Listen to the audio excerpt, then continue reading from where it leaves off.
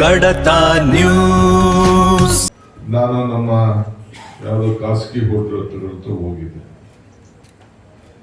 ಅರ್ಧ ಮುಚ್ಚಿಬಿಟ್ಟಿದ್ದಾರೆ. ನಮ್ಗೆ ಆಗ್ತಾ ಇಲ್ಲ ಈ ಕಾಂಪಿಟೇಷನ್ ಮಾಡಕ್ಕೆ.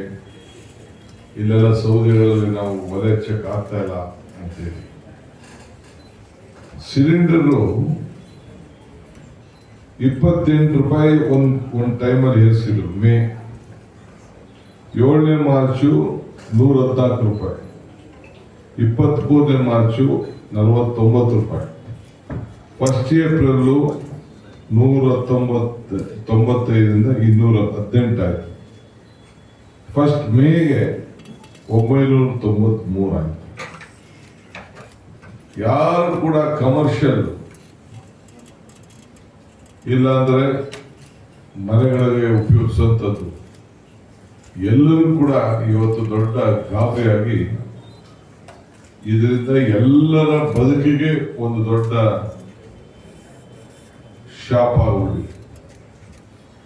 ಇವತ್ತು ಇಂಥ ಒಂದು ದೊಡ್ಡ ಹೈಕನ್ನ ನಮ್ಮ ಕ್ರೂಡ್ ಆಯಿಲ್ ಕಡಿಮೆ ಆದ್ರೂ ಕೂಡ ಸರ್ಕಾರ ತಂದಿಗಿರುವಂತ ತನ್ನತ್ರ ನಮ್ಮ ಹತ್ರ ಕಲೆಕ್ಟ್ ಮಾಡ್ತದಂತೂ ದಿನ ವರ್ಷ ಎಷ್ಟು ಅವ್ರಿಗೆ ಸಾಮಾನ್ಯ ಜನರ ನಿಮ್ಗೆಲ್ಲ ಅನುಕೂಲ ತೊಂದರೆ ಆಗ್ತಾ ಇದೆ ಅನ್ನೋದನ್ನ ನೀವೆಲ್ಲ ಗಮನಿಸಿದ್ದೀರಿ. ಈಗ ನಾವು ಪಿಕ್ ಪಾಕೆಟ್ ಅಂದು 100 ನಾಟ್ ಅಂದು ಎಲ್ಲ ಹೇಳಿದೋ ಏನೇನು ಭಾಷೆ ಬೇಕು, ಏನೇನು ಡಿಕ್ಷನರಿಗಳಲ್ಲಿ ಪದಗಳಿದೆ ಅದನ್ನೆಲ್ಲ ನಾವು ಈಚೆಗೆ ತೆಗೆದು ತಮ್ಮ ಗಮನವನ್ನ ಸೆಳೆದ. ಮಾನ ಮರ್ಯಾದೆ ಇಲ್ಲ. ನೀವು ಕಡಿಮೆ ಮಾಡ್ರಿ ಟ್ಯಾಕ್ಸ್ ನ ಅಂತ ಇಬ್ರು ಅಶೋಕ್ ಮತ್ತು ಅವ್ರ ಇವ್ರು ಹೇಳ್ಕೊಟ್ಟವ್ರೆ, ವಿಜಯೇಂದ್ರ ಹೇಳ್ತಾ ಇದ್ದಾರೆ.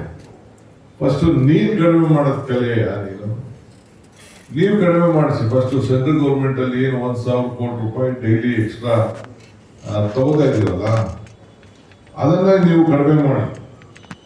ಸೊ ಈ ರೀತಿ ಇಡೀ ದೇಶದಲ್ಲಿ ಆಗ್ತಾ ಇರೋದು ತೊಂದರೆಯಿಂದ ಅಡಿಗೆ ಎಣ್ಣೆನೂ ಕಡಿಮೆ ಮಾಡಿ ಅಂತ ಹೇಳ್ತಾರೆ. ಅಂದ್ರೆ ಊಟ ಮಾಡೋದು ಕೂಡ ಎಣ್ಣೆ ಕಡಿಮೆ ಉಪಯೋಗಿಸಿದ್ದು ಕೂಡ ಎಲ್ಲೋ ಒಂದ್ ಕಡೆ ಪ್ರಧಾನಮಂತ್ರಿಗಳು ಅದನ್ನ ಉಪಯೋಗಿಸಿದ್ರು.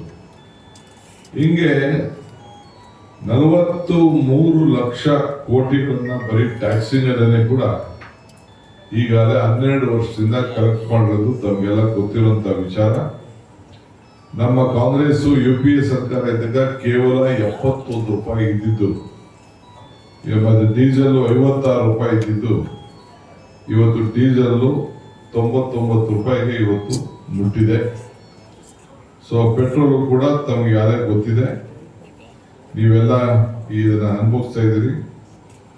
ಸೊ ನಮ್ಮ ಪಕ್ಷ ಇವತ್ತು ಮೀಟಿಂಗ್ ಆದ್ಮೇಲೆ ನಾವೇನ್ ಪ್ರತಿಭಟನೆಯನ್ನ ಮಾಡಿ ಜನರ ಗಮನವನ್ನ ಸೆಳಿಬೇಕು ಅನ್ನೋದನ್ನ ಮಧ್ಯಾಹ್ನ ಮೇಲೆ ನಮ್ದು ಒಂದು ಸಭೆ ಇದೆ.